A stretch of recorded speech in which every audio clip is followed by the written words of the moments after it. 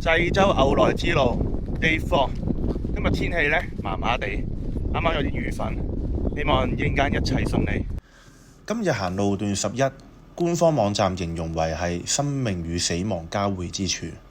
簡單啲嚟講，即係墳場墓地，我哋拜山嘅地方。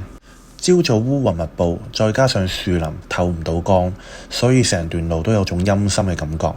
一般嚟講，我哋喺牛來之路只需要跟住指示牌或者絲帶，就會揾到正確嘅方向。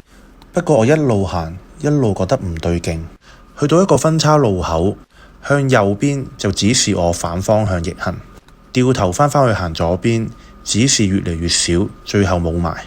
嗰一下唔知自己係大意睇錯，定係遇到傳說中嘅鬼打牆。反正我即刻拎起手機，跟住導航，加快步速離開呢個鬼地方。好彩兜兜轉轉，終於返去正確嘅道路上邊。不過呢段路係真係好黐線嘅。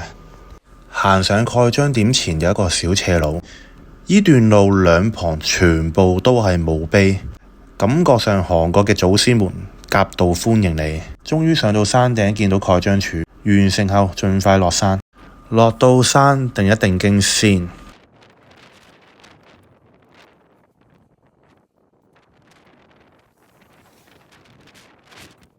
接下嚟嘅路呢，相對上係平凡同埋簡單嘅，主要都係喺鄉郊農田之間穿梭。話咁快就完成路段11，仲獎勵自己休息嘅時候買一條橙味嘅雪條。完成路線11，不過呢，今日係未完嘅，因為呢，我逗留喺濟州嘅時間呢係唔足夠我每日行一條路線，要28日。咁我得21日嘅情況下呢，我係有啲時間呢係要每日行多半條路線。咁所以呢，而家繼續出發行12號路線嘅頭半段。後半段路有一個小火山要經過，成條路段呢都一直喺度攀升緊。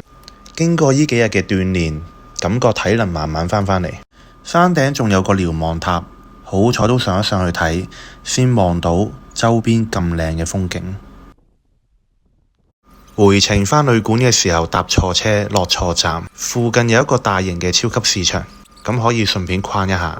最後買咗一碟刺身，條魚係唔知咩品種，不過貪佢平，配韓式辣醬，估唔到係別有一番風味。